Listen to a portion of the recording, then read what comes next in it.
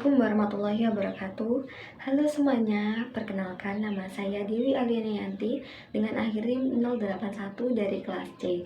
Saya membuat video ini untuk memenuhi tugas akhir mata kuliah membaca Prodi Pendidikan Bahasa dan Sastra Indonesia FKIP Universitas Jember dengan dosen pengampu Dr. Parto MPD. Nah, untuk kali ini saya akan membagikan sedikit materi mengenai membaca nyaring, mulai dari pengertian, tujuan, manfaat membaca nyaring, dan peningkatan membaca nyaring. Nah, langsung saja, apa sih membaca nyaring itu? Membaca nyaring adalah kegiatan membaca dengan menyuarakan tulisan yang dibacanya dengan ucapan dan intonasi yang tepat agar pendengar dan pembaca dapat menangkap informasi yang disampaikan oleh penulis, baik berupa pikiran, perasaan, sikap, ataupun pengalaman penulis. Setelah mengetahui pengertian membaca nyaring, langsung saja ke poin yang selanjutnya, yaitu tujuan membaca nyaring.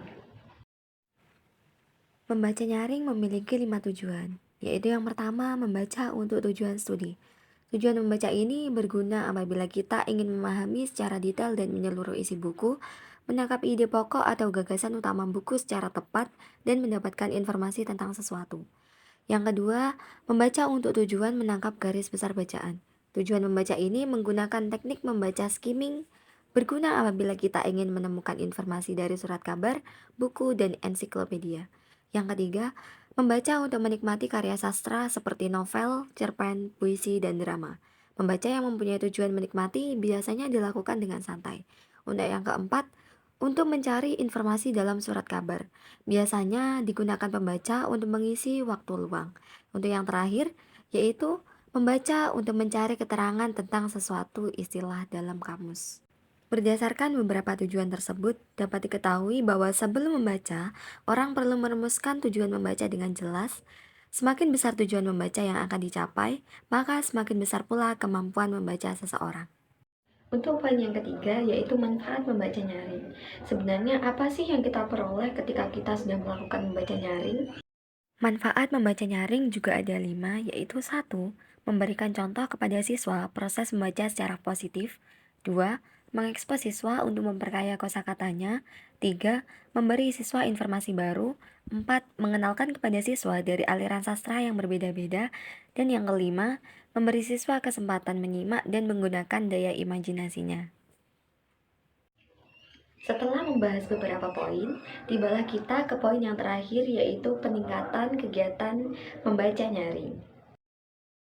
Peningkatan keterampilan membaca nyaring dapat dilakukan dengan cara menguasai keterampilan-keterampilan persepsi sehingga pembaca mengenal dan memahami kata-kata dengan cepat dan tepat.